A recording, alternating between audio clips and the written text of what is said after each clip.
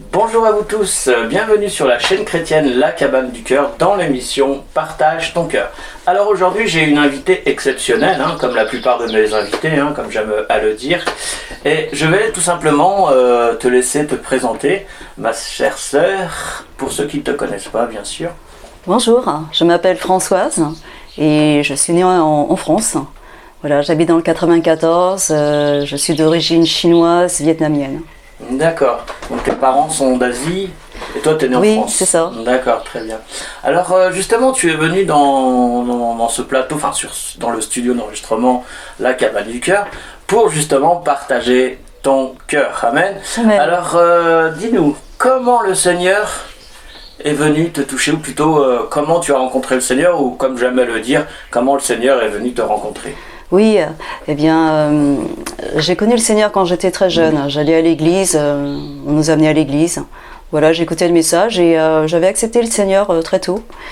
Et plus tard, vers mes, je dirais 15 ans, 14 ans, j'ai commencé à me rebeller. J'avais plus envie d'aller à l'église, j'avais plus envie d'écouter le message ou même de suivre Dieu. Je trouvais que c'était vraiment rébarbatif, c'était vraiment trop difficile à suivre Dieu parce qu'il était parfait. Voilà, moi je le voyais comme un Dieu tellement parfait, et dès que ça va pas, dès que tu fais une erreur, voilà, il te tape dessus et puis t'étais condamné, voilà, t'étais condamné à mourir, à aller en enfer. Et oui, ça me faisait peur, mais j'avais pas envie du Seigneur quand même.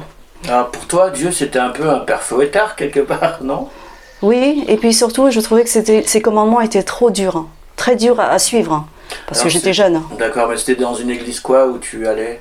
Catholique, protestant? Non, c'était une petite église évangélique, mais il prêchait pas beaucoup sur l'amour de Dieu, la présence de Dieu. C'était beaucoup les Écritures. Bon, c'était bien, mais c'était peut-être pas assez pour moi, voilà. Ou peut-être elle était un peu légaliste, peut-être, je sais pas. Oui, il y avait pas beaucoup ils invoquaient pas beaucoup la présence du Seigneur. Enfin, il parlait de la parole, voilà, mais il n'y avait pas de miracle, il ne priait pas pour que Dieu se manifeste, pour que Dieu intervienne dans nos vies, voilà, il vous prêchait la parole, et c'était tout. D'accord, ok. Et justement, alors comment est-ce que tu as rencontré finalement, plutôt le Seigneur est venu te rencontrer dans ton cœur personnellement? Alors, à 17 ans, ce qui s'est passé, c'est qu'on nous a invités dans une réunion où vraiment j'ai découvert quelque chose d'extraordinaire. C'est-à-dire que je ne savais pas que Dieu était vraiment proche de nous et qu'il pouvait intervenir dans ta vie, vraiment t'aider, te parler, même te conseiller, et qu'il nous aimait vraiment de cette façon-là. Pour moi, c'était vraiment, voilà, tu crois en Dieu, tu es sauvé, tu crois pas en Dieu, tu es condamné, voilà. Et là, j'ai vu des miracles. La personne, l'évangéliste, elle priait pour des guérisons. Il y avait des gens qui étaient guéris. Ça m'a beaucoup étonnée parce que je ne savais pas que Dieu guérissait déjà. Je ne savais pas que Dieu pouvait guérir d'une tumeur, d'un cancer, enfin des choses comme ça. Je n'avais jamais entendu parler. Et tout d'un coup, voilà, j'apprenais que Dieu était vraiment vivant, quoi, qu'il pouvait agir de façon concrète. Alors, donc ça m'a beaucoup touchée déjà.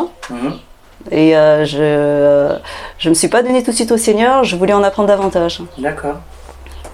Voilà. Donc ce qui s'est passé en fait, c'est que j'ai passé des moments vraiment extrêmement difficiles. J'étais en pleine rébellion, en pleine jeunesse, j'avais 17 ans. Et j'ai essayé tout, j'ai pris de l'alcool, j'aimais bien m'alcooliser, enfin faire toutes sortes de choses que les jeunes font. Et puis au final, j'étais très vide. Ça m'a laissé un goût amer. Et j'avais beaucoup de problèmes, d'autres problèmes familiaux, etc. Et j'en suis arrivée à un point où j'ai dit non, la vie c'est pas, j'arrive pas à vivre. J'arrive pas à vivre comme ça, là, comme je vis, c'est insupportable, quoi. Insupportable, les relations familiales explosives, c'était infernal, quoi. Donc j'ai dit, Seigneur, j'étais mal dans ma peau, j'ai dit, je vais en finir, quoi. Je vais me suicider, comme ça en finira, ça sera terminé. D'accord, alors comment s'est passé par la suite? Est-ce que tu as fait une tentative ou pas J'ai failli parce que j'avais déjà prévu la date, etc. Et j'ai dit, Seigneur, j'ai l'impression que j'arrive pas à être sauvée, j'ai essayé de faire un pas vers toi et j'y arrive pas, j'ai pas l'impression que tu es là, que tu veux me toucher, que tu veux même me sauver. Ça fait des années que je t'ai quitté et je sais plus quoi faire. Soit tu me sauves si je suis sauvable, ou soit je vais me suicider. Voilà, je te donne une semaine. Dans une semaine, si tu m'as pas parlé, eh bien je vais en finir. Je peux plus supporter la vie. D'accord, Ouais. et après, raconte-nous, waouh. Ben, ce qui s'est passé, c'est qu'en fait, la semaine est passée et je suis allée à l'église, j'espérais une parole de connaissance, j'espérais quelque chose, un toucher de Dieu, et ça s'est pas réalisé. Parce que j'étais très étonnée, je me suis dit, bon, alors dans ce cas, ça veut dire que je ne suis pas sauvable. Ah oui, quelque part. Voilà, Dieu ne veut pas me sauver, ou parce que voilà, voilà. Et j'étais furieuse, j'ai dit, non, là, c'est fini, ma vie est finie. Je vais l'arrêter, je ne peux plus. Et ce qui s'est passé, c'est que très simplement, chez moi, un chrétien est venu et puis il m'a parlé personnellement et il m'a amené au Seigneur. Alors j'ai fait cette prière, j'ai dit bon c'est mon dernier espoir, hein, si je le fais pas, c'est c'est peut-être l'enfer pour moi. Ou alors voilà, j'ai sauté sur la canne qu'on m'a tendue et j'ai dit Seigneur, sauve-moi s'il te plaît, je suis dans la confusion, je suis dans la tristesse, dans la dépression. J'avais de la dépression depuis plusieurs années en fait. Et j'ai dit, je te donne ma vie, voilà. Fais-en ce que tu veux, je te la donne, je te la présente, voilà.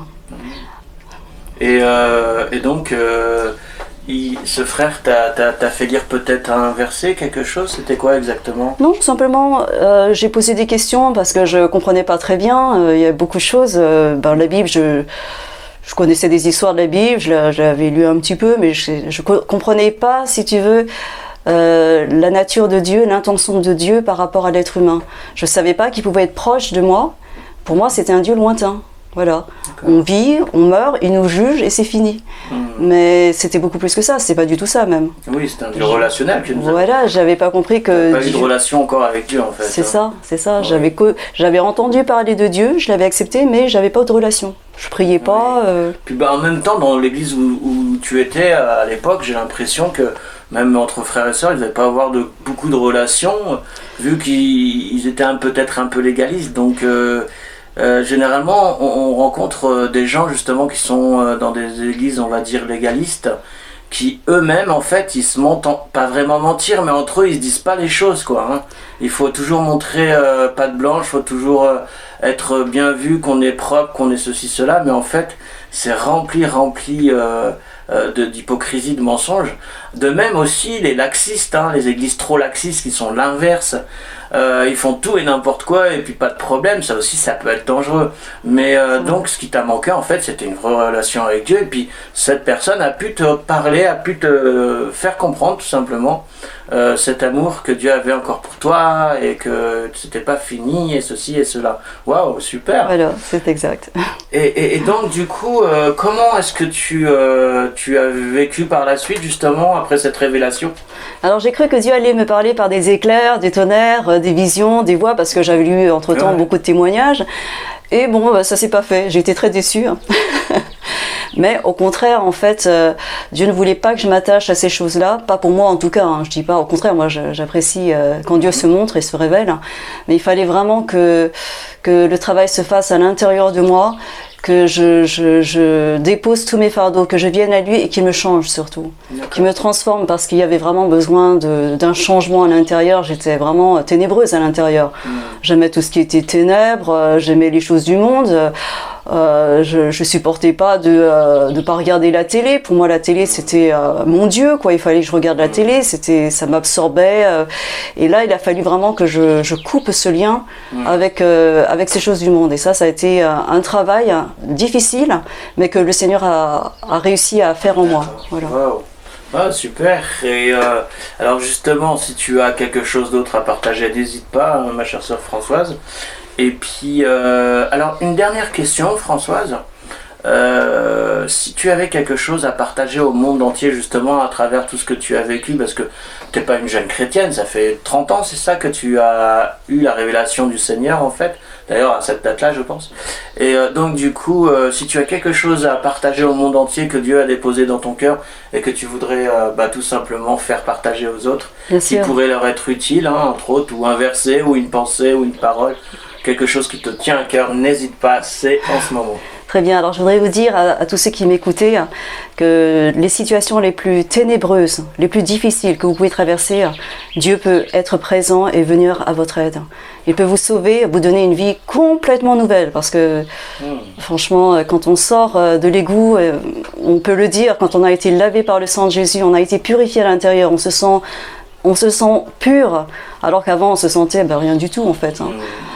C'est quelque chose d'extraordinaire que de recevoir la vie de Dieu, de recevoir la purification, le sang de Jésus. C'est très puissant et si vous vous approchez de Dieu, Dieu s'approchera de vous. Amen, waouh, tout à fait. Donc sur ces belles paroles, si vous vous approchez de Dieu, Dieu s'approchera de vous. Alors on vous dit tout simplement à très bientôt, chers frères et sœurs, et chers inconnus peut-être qui n'est pas encore chrétien. Soyez bénis, on vous dit à la prochaine. À la prochaine, bye bye. Soyez bénis, bye.